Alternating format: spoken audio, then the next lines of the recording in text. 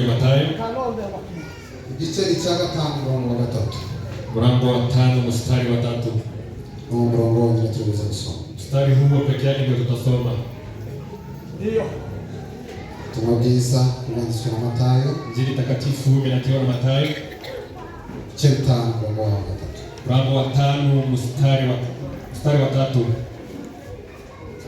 Kisoma Biblia. Soma katika jina la Yesu. Hahirwa abakene mu mitima yabo, kuko ubwami bwo mu ijuru ari ubwabo. Mana ndaguhimbaza.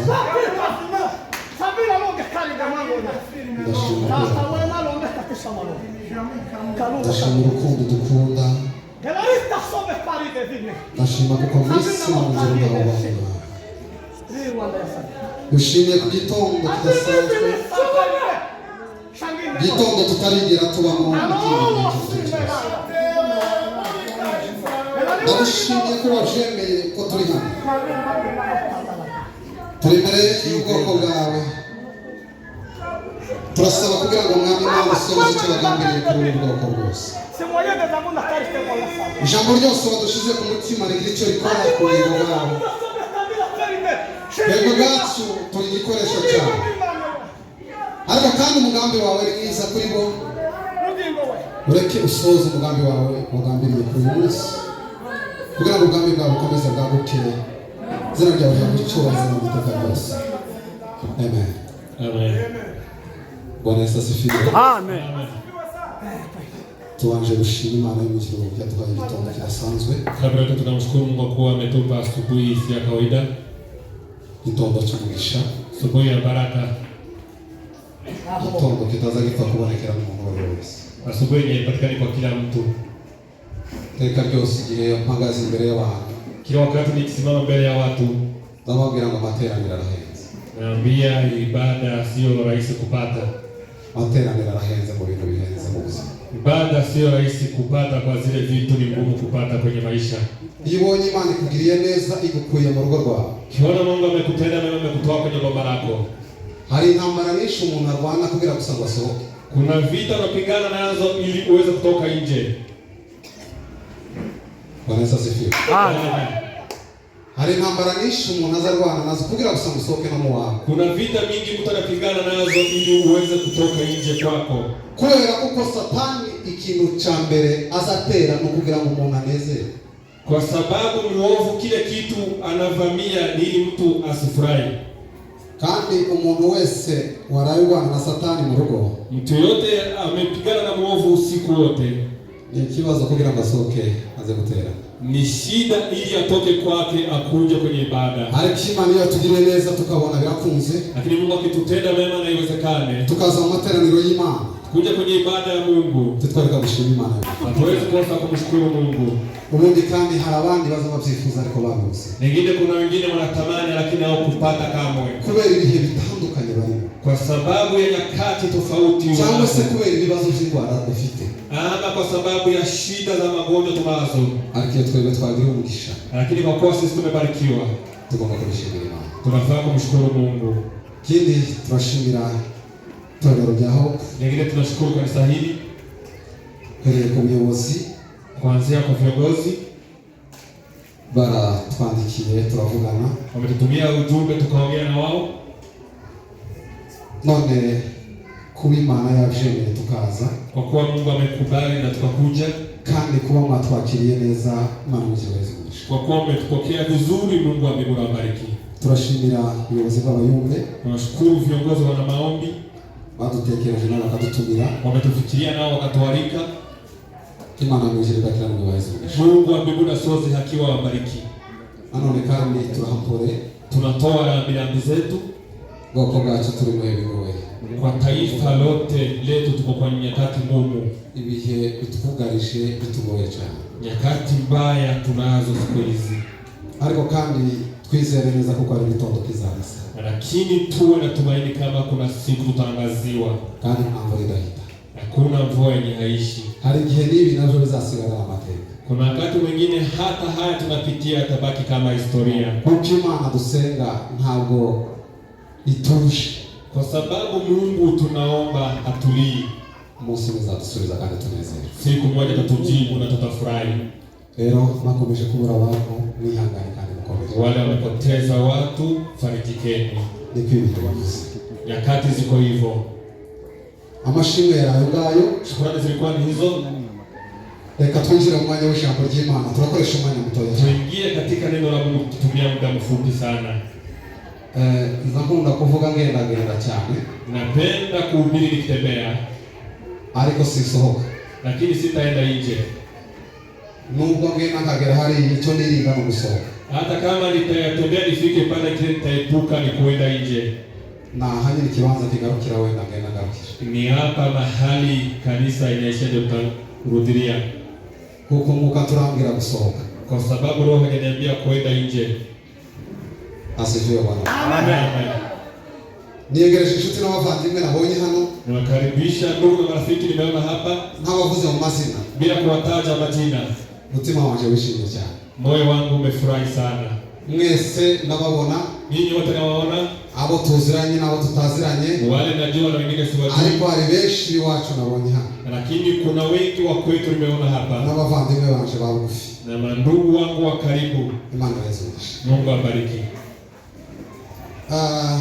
Niegereje n'abaririmbyi tuzadukurikira cyane. Nimekaribisha pia na waimbaji huwa tunawafuatilia sana. Bakomeje gufasha imitima ya benshi. Wanaendelea kubariki mioyo ya wengi.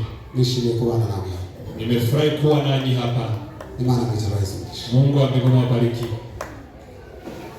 Reka tuganire ijambo ry'Imana mwanya muto. Acha tuzungumze neno la Mungu kwa muda mfupi. Twasomye ijambo ry'Imana. Tumesoma neno la Mungu. Natekereje ko tuganira ubukene. Nimefikia tuzungumze kuhusu maskini Wo gushaka Imana. wa kumtafuta Mungu. Ubukene wo gushaka Imana. Umaskini wa kumtafuta Mungu. Iyo umuntu avuze ngo afite ubukene bwo gushaka Imana. Mtu akisema kuna umaskini wa kumtafuta Mungu ama kuna kiu ya kumtafuta Mungu. Cyangwa se mu bundi buzima umuntu afite ubukene runaka. Ama kwa maisha ya kawaida mtu ni mfukara. Ni ikintu umuntu atazahwema, atazatuza atararoha. Ni kile kitu huwezi tulia kama hujapata. Ni ikintu umuntu atobona amahoro atarasingira icyo ashaka. Ni kitu huwezi pata amani kama hujapata. Iyo tuvuze ubukene bwo gushaka Imana. Tukisema umaskini wa kumtafuta Mungu. Umuntu ushaka Imana ni umuntu wumva yishaka cyane. Yule anatafuta Mungu, yule anasikia kumtafuta sana. Kandi birashoboka ko Imana izishakwa. Inawezekana tumtafute Mungu. Kandi Imana ikaboneka. Na Mungu anapatikana. Kandi Imana ikaboneka. Mungu atapatikana. Matayo ndio wanditse ubutumwa bwiza. Matayo ndio ameandika injili takatifu hii. Uyu Matayo huyu amukunda cyane. nampenda sana. Matayo ni Umuyuda. Matayo ni Myahudi. Ni umwe mu bigishwa 12. Ni mmoja ndani ya 12 mitume. Ariko amateka ye, Lakini historia yake azavuga ko yari umupagani. anasema hakuwa ameokoka. Kandi mu bupagani bwe, Kwa ule upagani wake yari n'umukozi wakoreraga Abaroma. alikuwa ni mtumishi wa Warumi. Ariko ikintu cyatangaje cyane bene wabo b'Abayuda. Lakini neno la kushangaza familia zao za Wayahudi. Nuko Abayuda n'Abaroma hari ukuntu batumvikanaga. Wayahudi na Warumi hawakuwa wanaelewana. Kubera kuko Abayuda bakundaga cyane kunena Abaroma, kandi Abaroma aribo bari bafite ubwami. Kwa sababu Wayahudi hawakuwa wanapenda kuchangia na Warumi, na Warumi ndio walikuwa viongozi. Ariko icyo gihe bakabasaba umusoro Abayuda bakanga. Lakini wakati walikuwa wanawatoza ushuru na Wayahudi Zatumye bagerageza gufata muri bene wabo. ilifanya wachukue watu wa Wayahudi. Bwana warebe neza ukuntu bafatisha umusoro bakawutangisha mu Bayuda. Ili waweze kutoza ushuru kutoka kwa Wayahudi. Bafatamo Matayo. Wakamchukua Matayo. Matayo yari yarize ibintu bya contabilité. Matayo alikuwa amesomea mambo ya accounting. Ise yitwa Alfayo. Baba yake anaitwa Alfayo. Yavukiye Kapernaum, niko amateka avuga. Alizaliwa Kapernaum, historia inasema hivyo. Ariko kandi uyu yari Umuyuda. Alikuwa ni Myahudi. Kandi Abayuda gukorera Abaroma ntibyaruje. Wayahudi kutumikia Warumi haikuwa inakubalika. Mu yandi magambo umuntu wese wakoreraga Abaroma ari Umuyuda. Ni kumaanisha yeye alikuwa anatumikia Warumi na yeye ni Myahudi. Bamufataga nk'umupagani. walikuwa wanamchukulia kama yule hajaokoka. Ariko kandi Abaroma barakenera kubakoresha kugira ngo, lakini Warumi walikuwa wanataka kuwatumia babone ukuntu basingira Abayuda ili waweze kuwashika Wayahudi. Baramufata Matayo, wakamshika Matayo. Matayo bamushira mu kazi ko gukora kuri boda. Matayo wakampa kazi ya kufanya kwenye boda. Yakoraga hagati ya Yerusalemu na Kapernaum. Alikuwa anafanya kazi kati ya Yerusalemu na Kapernaum. Hagati ya Yerusalemu na Kapernaum. Kati ya Yerusalemu na Kapernaum. Aba umutoza w'ikoro. Alikuwa mtoza ushuru. Nukuvuga ngo abantu bava Yerusalemu, watu walikuwa wanatoka Yerusalemu baje Kapernaum, wakienda Kapernaum, bagombaga guca kuri boda ahayakorera. Walikuwa wanapita hapo mahali Matayo. Abava Kapernaum baje Yerusalemu, wale walikuwa wanatoka Kapernaum wakienda Yerusalemu, bagombaga guca aho ngaho maze Matayo akabasoresha. Walikuwa wanafaa kupita mahali Matayo alikuwa na watoza ushuru. Amateka avuga ko historia inasema Matayo yageze ku rwego yarenze gusoresha umusoro bene wabo akazarenza. Matayo ilifika wakati alikuwa anatoza ushuru watu wa kwao, ushuru wa juu sana. Abangamira bene wabo cyane. Akawa mkali kwa watu wa kwao. Bene wabo barabangamirwa kubera mwene wabo. Watu wa kwao wakalemewa kwa sababu ya mtu wa kwao pia. Uyu muntu uzakugora cyane mu buzima. Yule mwenye atakulemea katika maisha. Umuntu uzakubangamira cyane mu buzima. Yule atakukosesha amani katika maisha. Ntabwo ari umuntu wa kure. Sio mtu wa mbali. Ntabwo ari umuntu wa kure. Sio mtu wa mbali. Ni wao ni mubana. Ni yule mnaishi na yeye. Satani ntabwo azakoresha umushinwa. Ibilisi hatatumia Mchina. Umushinwa utakuzi. Mchina yule mwenye akujui. Atakoresha mwene wangu kugira ngo usingire. Atatumia mtu wa karibu ili akuweze. Matayo babangamira bene wao. Matayo akawa mgumu kwa watu wao. Iwe yarusharenza umusoro yabasabaga. Yeye alikuwa anatoza ushuru zaidi. Kugeza ubwo bene wabo bumvise bamwinyuze. Ikafika wakati watu wa familia yao wakamchukia sana. Bumva bamerewe nabi cyane kubera Matayo. Wakajihisi vibaya kwa sababu ya Matayo. Matayo alikuwa mbaya. Ndio, Matayo alikuwa mtoza ushuru, anapenda pesa sana. Bene wao bakaza basigara batekereza guca kuri iyo boda. Watu wa familia walikuwa wanafikiria kupita mahali Matayo alipo. Umuntu wese akiganiriza. Kila mtu anasema nitapita hapo aje. Javuye aho neza baca inzira y'ukatiriza tibaye bagita kuri boda. Ilikuwa ikafika wakati wakaanza kutafuta njia za kupita kando. Na inzira yapanya yavuye. Umuntu wese wayiciyemo naho ngaho. Hiyo njia ya kupita kando kando ilitoka huko kwa hiyo wakati. Na inzira yapanya yabonetse. Hiyo njia ya kando imetoka huko. Sema kutumika. Unanisikia? Lakini mchate yeye wacu kuna kitu kimetokelezea huko kwetu. Atekereza no kutikira hapa. Nafikiri hapa haijafika. Umuntu kugira materaniro telefoni kamugira ho ubasha cyane. Mtu kufika kwenye ibada simu inamweza. Kandi mabwire ni gitangaza umuntu guhomba kandi akagonze Mungu. Niambie ni neno la kushangaza mtu kupata hasara na ungepata faida. Satani kubera kuko ari umwanzi w'ivyiza. Ibilisi kwa sababu anachukia mazuri. Azaya mayitora toza habe no musengera kemera kuhomba kandi wapi.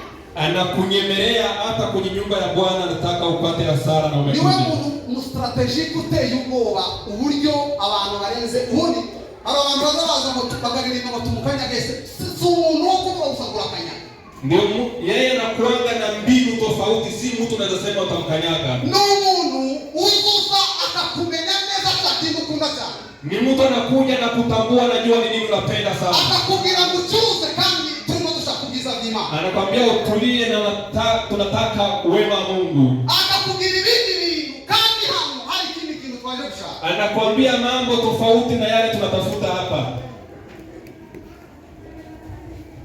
Matayo anamira bene wabo.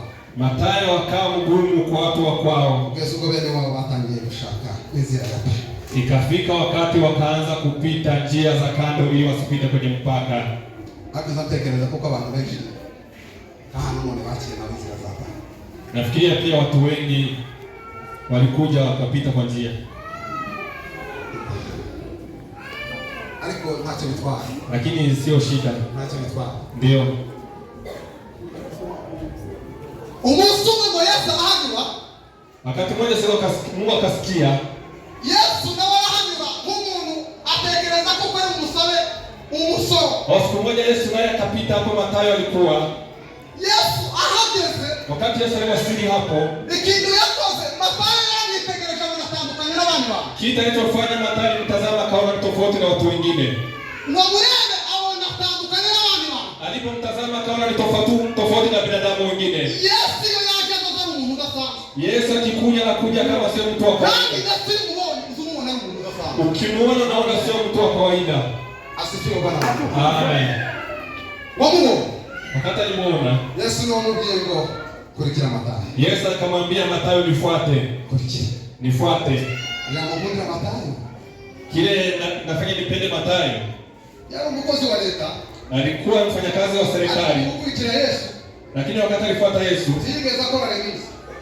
Hakurudisha kazi kwa serikali. Ni wamuntu wavuye mukaza kaza remisi. Yeye ametoka kazi bila kuambia wale walikuwa wamemwajiri. Hakuogopa kama serikali itamfuatilia. Alichukua dokumenti zote alikuwa amepewa na serikali. Akaweka chini na akafuata Yesu. Biblia inasema watoto walimuona akifuata Yesu. Watu wao walikuwa wanamjua. Walikuwa wanaanza kusema, je, nini miujiza?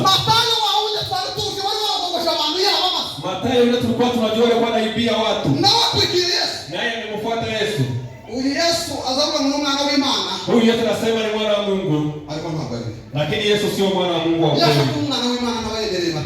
Angekuwa ni mwana wa Mungu angekubali Mathayo kufuata. Mathayo ni mwizi, hizo pesa zote tulikuwa nazo. Alikuwa anajua kuchukua hiyo pesa yote. Hakuna mtu alikuwa anapita bila kutoa. Kama angejua yule ametembea na yeye. Kama angejua Mathayo ni yule ameiba watu. Alikuwa ananyang'anya watu pesa ya kukula. Pesa yote watu wanapata ili wapewe watoto. Huyu sio Yesu. Huyu sio Yesu. Niwaambie, Mathayo alisikia kelele watu wakimzomea ili asimfuate Yesu. Wakamzomea sana ili asimfuate Yesu. Wakati tulifuata Yesu,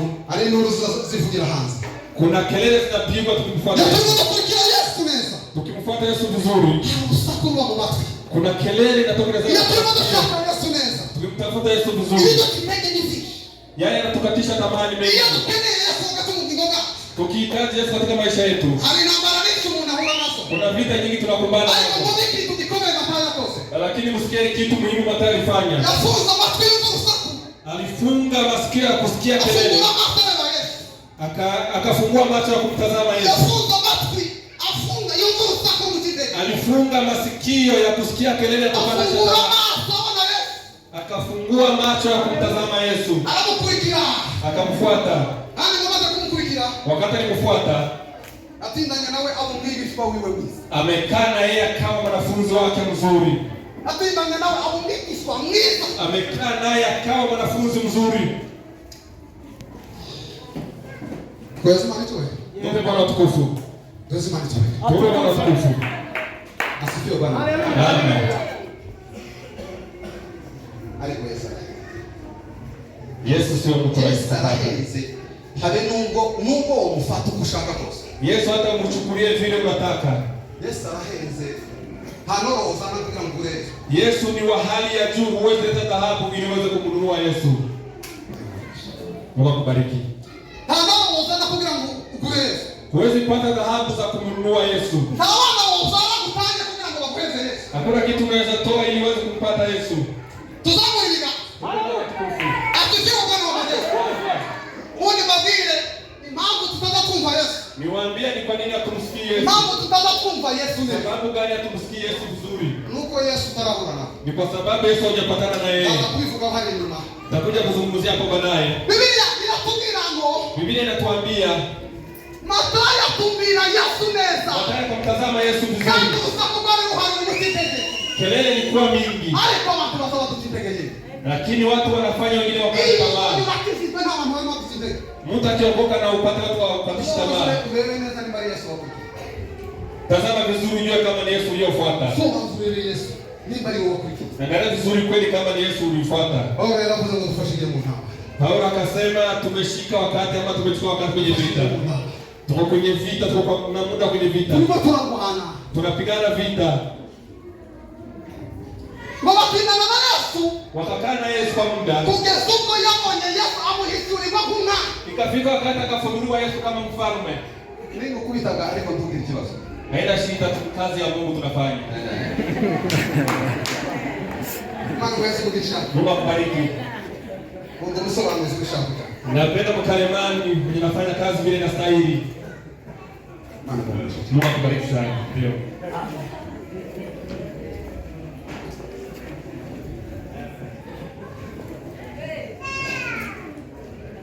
Asifiwe Bwana. Amen.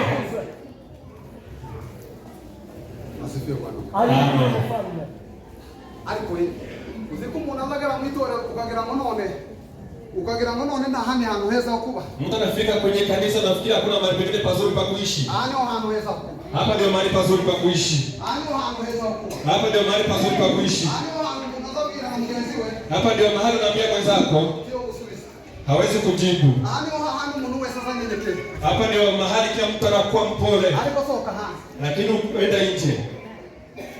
Soka hana. Enda nje.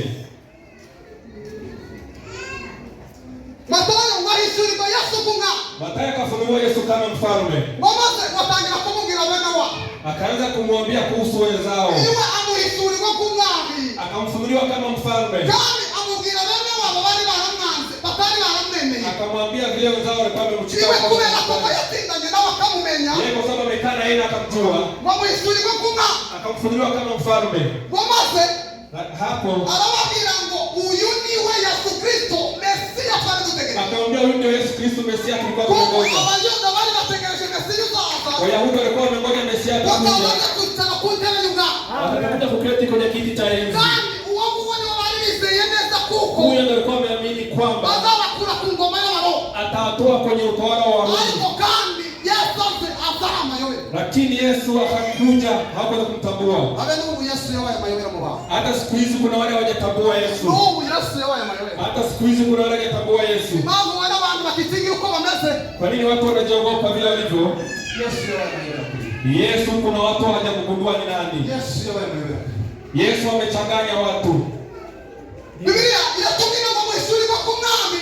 Biblia inasema ufunuliwa kama mfalme. Wanakuwa ngoyo ni wewe Mesia twari dutegereje wari warahanuwe. Akasema huyu Mesia tulikuwa tunangoja alikuwa ametabiriwa. Bategereje ko mwabuzoza kuyobora ubwami. Wamemngoja kama mfalme atakuja kuongoza. Ubwami bw'iyi mibiri. Ufalme wa mwili huyu. Yesu azarunga mimitima. Lakini Yesu alikuja kama mfalme wa moyo. Yesu azarunga mimitima. Alikuja kama mfalme wa moyo. Yesu yakaza umutima wako. Yesu akifika ndani ya moyo wako, zugira. Unapata amani. Yesu yakaza umutima wako. Yesu akifika ndani ya moyo wako, abahagaze mu mwami tangama. Kumeingia mfalme yule anatoa amani. Abahagaze mu mwami tangama. Mfalme yule anatoa amani. Batagaze kugira ngo bamwemere. Wameshangaa ili waweze kumkubali. Ikintu yakoze yarababwiye kugira ngo baze kumwemera neza. Bari bazi ko uyu mwami navuka azamukira mu nzu zitatu bategereje. Kila alifanya ili waweze kumkubali, walikuwa wanajua mfalme yule bategereje azamukira mu nzu y'abami. Walikuwa wanafikiria atazaliwa kwenye nyumba ya wafalme. Cyangwa se mu nzu y'abacamanza. Ama kwa nyumba ya waamuzi. Cyangwa se y'abahanuzi. Ama kwenye nyumba ya manabii. Ariko Yesu aje kuvuka avukira mu kiraro cy'inka. Lakini wakati Yesu alizaliwa, amezaliwa marishoni. Yesu yachara mayobera. Yesu amekuja kuchanganya watu. N'ubu n'abataranganya Yesu yachara mayobera. Hata wale hawajamkubali Yesu alikuja. Yesu bazamumvara amayobera kuzima. Watu wengi wakumfikiria nasikia. Niyo mambo abantu kufuata Yesu zaranze.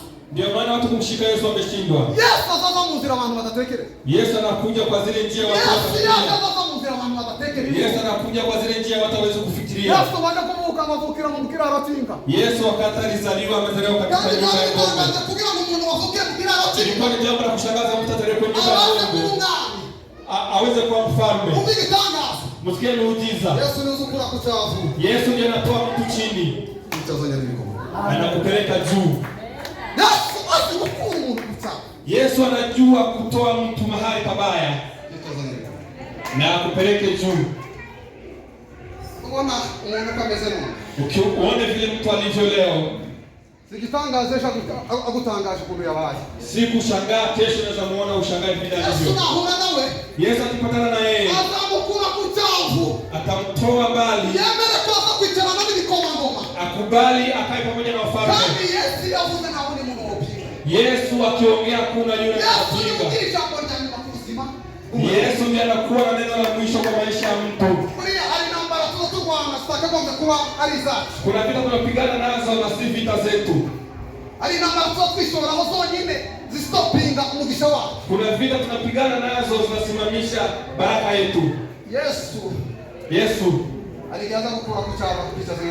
kuna wakati anakutoa kwa hali mbaya na anakuweka juu na kapa pamoja na viongozi. Mathayo akamwambia ili uweze kumtambua huyu. Akamwambia huyu ni mwana wa Daudi. Akamwambia huyu ni mtu wa Abrahamu. Hapo kusoma Mathayo sura ya kwanza. Akasema Yesu mwana wa Daudi. Yesu mwana wa Abrahamu. Inamaanisha ahadi mbili alizosema. Hawa walikuwa wamesema ahadi mbili alizosema. Akasema mtoto wa Daudi. Ahadi Mungu alikuwa amepea Daudi.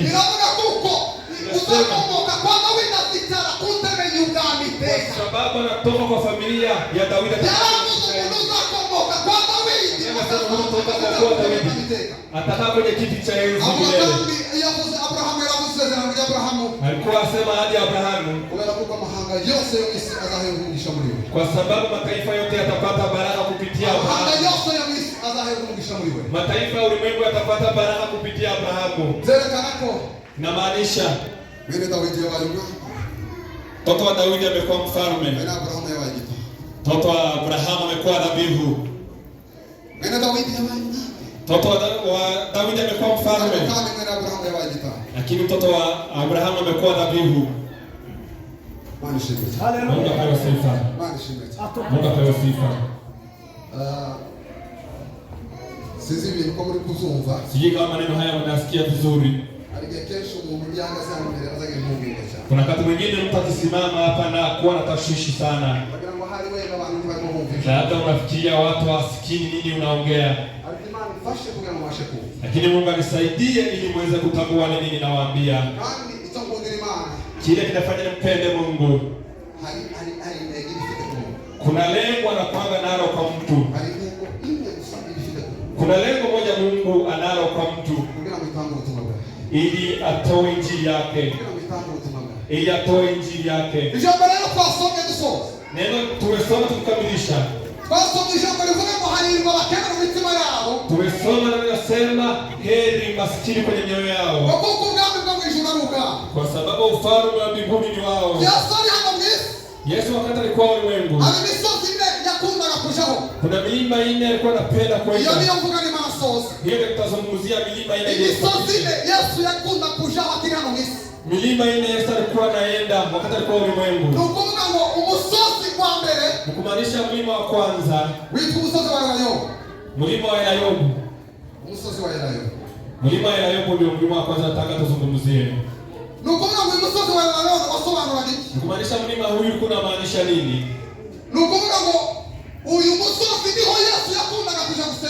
Mlima huyu ndio mahali Yesu alikuwa anapenda kwenda kwenye maombi. Hapa ilikuwa mahali pa kuomba Yesu alikuwa anapenda kwenda. Yesu alikuwa analala kwa mlima huyu. Mchana na shida akifanya kazi. Yesu alikuwa analala kwenye mlima. Mchana anafanya kazi kwa watu. Na alikuwa anajua vizuri ile kazi anafanya. Kuna nguvu ametoa kwenye watu. Inambidi tena afanye mlima aende kupokea nguvu. Na maanisha nini? Ni kumaanisha wana maombi wale wamekubalika mbele ya Mungu. Wanakuwa na mlima mahali wanaenda ili wajae nguvu za Mungu. Kuna mlima wanapanda ili waweze kujaa nguvu za Mungu. Siku hizi tuko na shida, watu wanatushtua. Lakini tukitafuta mlima mahali wametoa nguvu, tunakosa mlima huo. Mlima wa nguvu hawana. Ndio.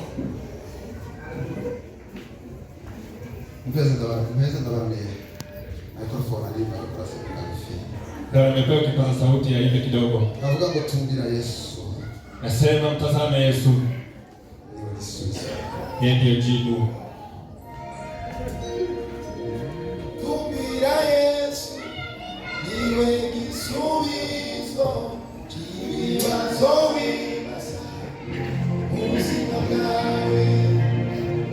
Tumbira Yesu. Niwe kisubizo.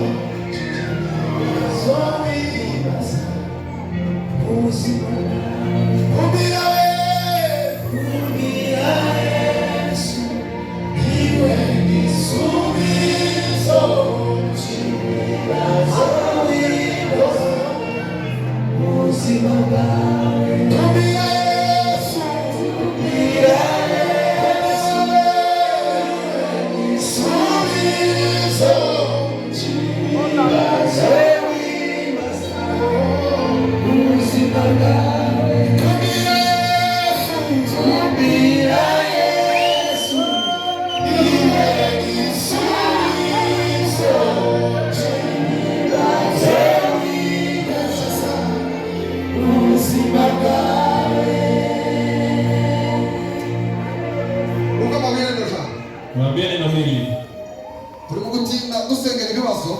Tunakaa tukiombea shida. Kandi bikadutwara umwanya cyane. Na inatuchukua muda. Ariko yoba twari tuzi uburyo twakagombye gutinda dushaka imbaraga. Lakini kama tungegundua vile tunaweza kaa tukitafuta nguvu. Iyo twatinze turimo dushaka imbaraga. Tukikaa sana tukitafuta nguvu, tuzatuva ku musozi turi igisubizo cy'ibibazo. Tunatoka kwenye mlima tukiwa ni jibu la shida. Nukuvuga ngo Yesu yamara ku musozi ari igisubizo. Nikumaanisha Yesu alikuwa anatoka kwenye mlima akiwa jibu. Lakini sisi tumefanya opposite. Nukuvuga ngo tuzadutinda cyane mu gusengera ibibazo. Sisi tunakaa sana tukiombea shida. Kandi nta mbaraga dufite. Na hatuna nguvu. Ahubwo twakagombye gutinda ku musozi dushaka imbaraga. Tunafaa kukaa kwenye mlima tukitafuta nguvu. Mama tukaza tukatega. Halafu tunakuja tunaamuru. Una masengesho mwiza zatinda shaka imbaraga kuruta gusenga. Mwana maombi mzuri anakaa akitafuta nguvu kuliko maombi. Asengera ibibazo. Akiombea shida. Ukifite imbaraga. Kwa sababu ukiwa na nguvu, ibibazo bitinda imbaraga kugira. Shida zinaogopa nguvu unazo. Buriya umuntu wese azatindishwa n'imbaraga nke.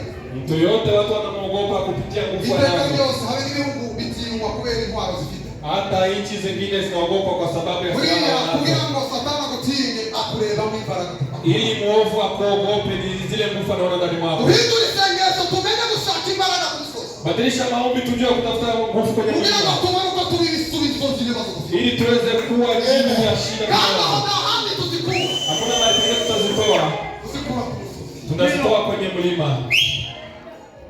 Amen. Tumbira Yesu.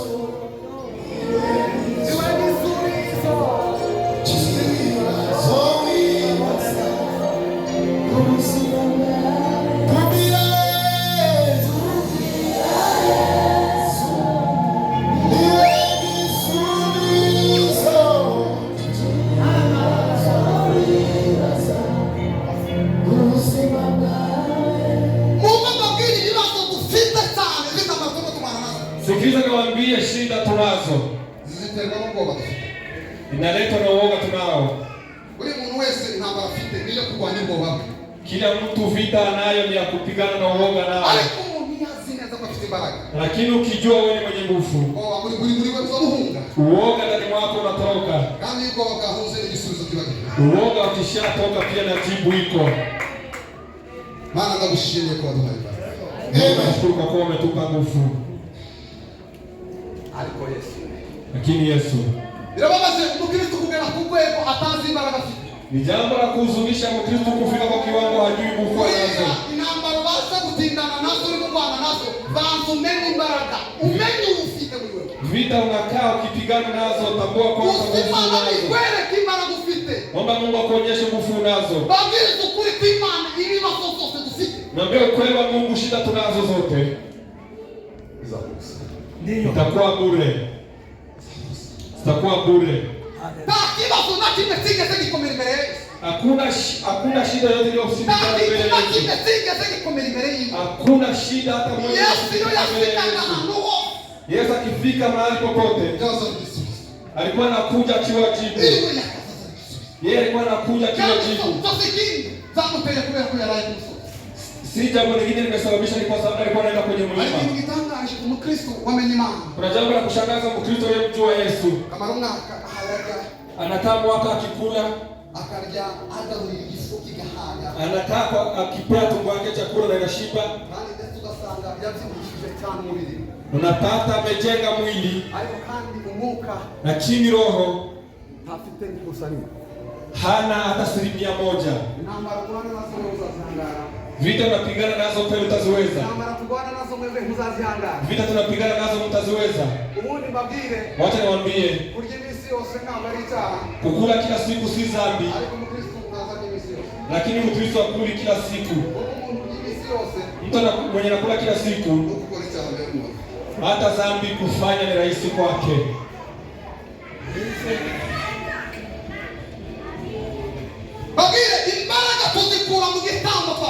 Niwaambie, nguvu tunatoa kwenye dhabihu ili tuweze kutoa nguvu. Tunafaa kutoa dhabihu. Toa Biblia.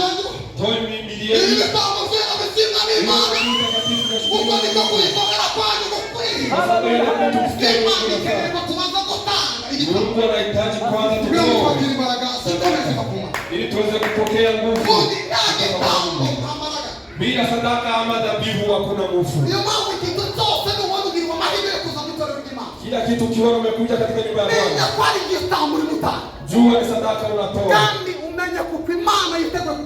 Na jua Mungu anajiandaa kukupa nguvu.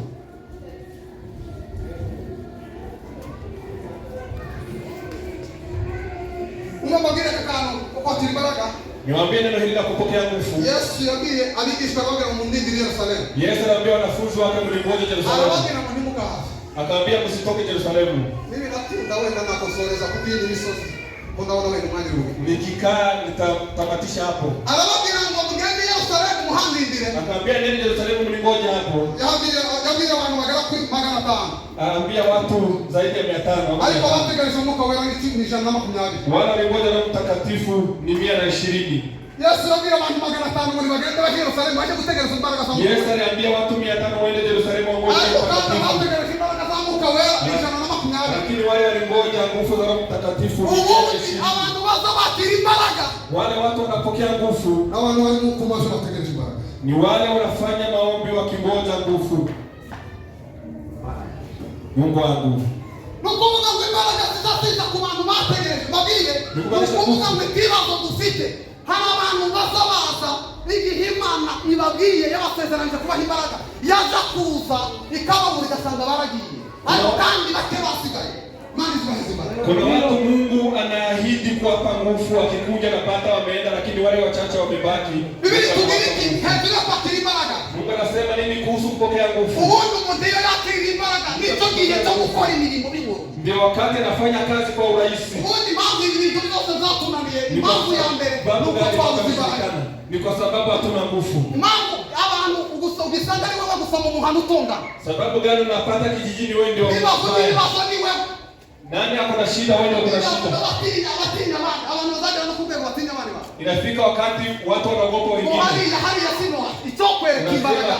Imbaraga zizazindutinyura. Kuna nguvu ziko hapo zinafanya tusiogope. Bagesho kw'Imana. Naambia ukweli wa Mungu. Tutinda dushaka imbaraga. Tukae kutafuta nguvu. Kugira ngo tube igisubizo. Ili tuwe jibu la shida tunazo. Tuko na shida ya kutoshinda. Tunapenda kuombea shida na hatuna nguvu. Jibu inatoka kwenye dhabihu umetoa. Mlima wa pili. Mlima unaitwa Tabori. Mlima unaitwa Tabori. Alianza kumpa nimetekeleza Biblia. Na wakati mwingine nikifikiria Biblia Kagira ngo hakwenda. nafikiria labda haya mambo kwa namna gani? Wacha niambie unabii mkuu ni huyu tunazungumzia. Unabii mwenye hujachangiwa ni huyu tunaotangazia. Lakini watu wanataka unabii kuambia pokeeni magari. Umeenda Australia?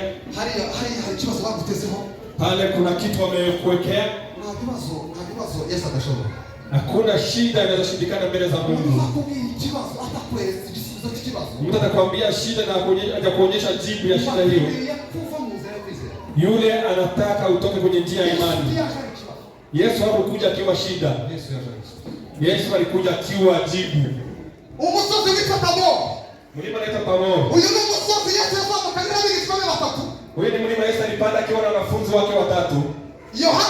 Yohana na Yakobo na Petro. Wamaza arahindurwa.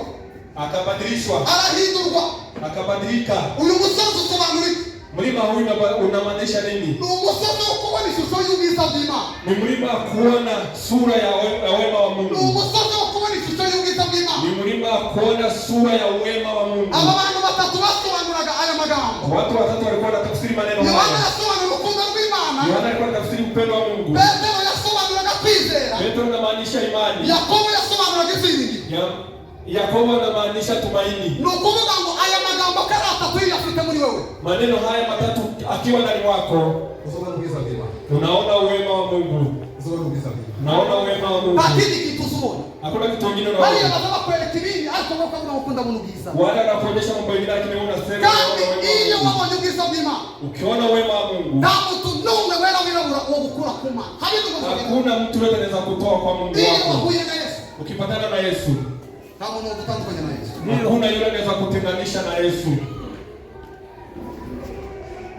Umusozi ari twasomye umusozi w'imigisha. Mlima huu tunasoma mlima wa baraka. Yavuze muri se cya gatanu cya gatandatu cya karindwi. Amezungumzia sehemu ya 5 ya 6 na 7.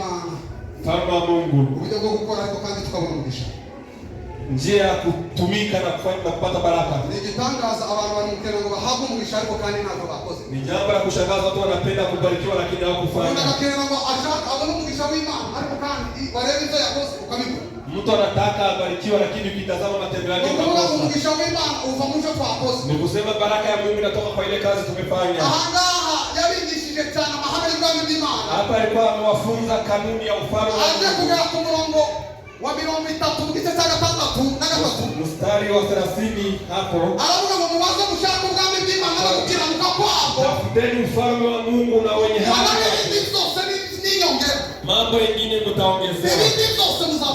Mambo mengine mtaongezewa.